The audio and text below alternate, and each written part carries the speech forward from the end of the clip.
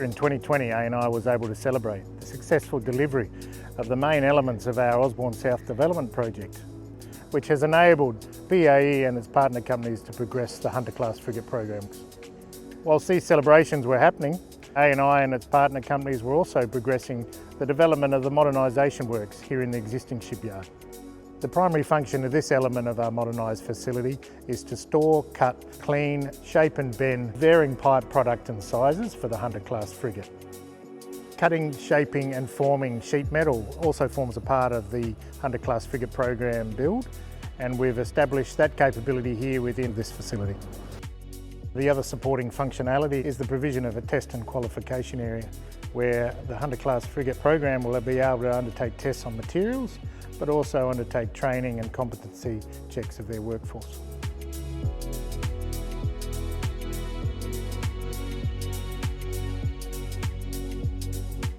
Delivery of what we call brownfields work inherently has high risks associated with working within an existing building and facility.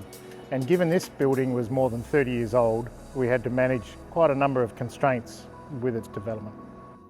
ANI chose to adopt an early contractor involvement, or ECI model, as part of the delivery to manage the inherent risks of a brownfield site and the operating shipyard.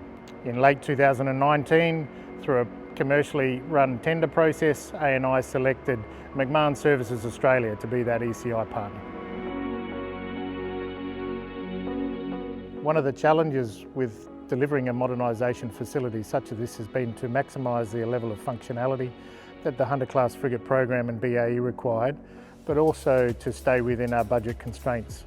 To achieve this, we worked collaboratively with BAE, our design partner OMT and McMahon Services to come up with a layout that you now see within this facility. All of these works have been undertaken in a 10-month window, which has been a terrific achievement by all of our partners involved in the project delivery, and we also acknowledge the challenges with the continuing impacts of COVID.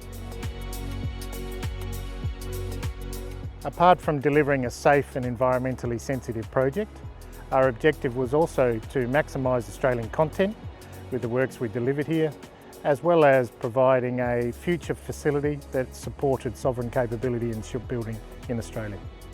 We continue to work through handover activities and also training of personnel to be able to use this facility going forward with the Hunter-class frigate program.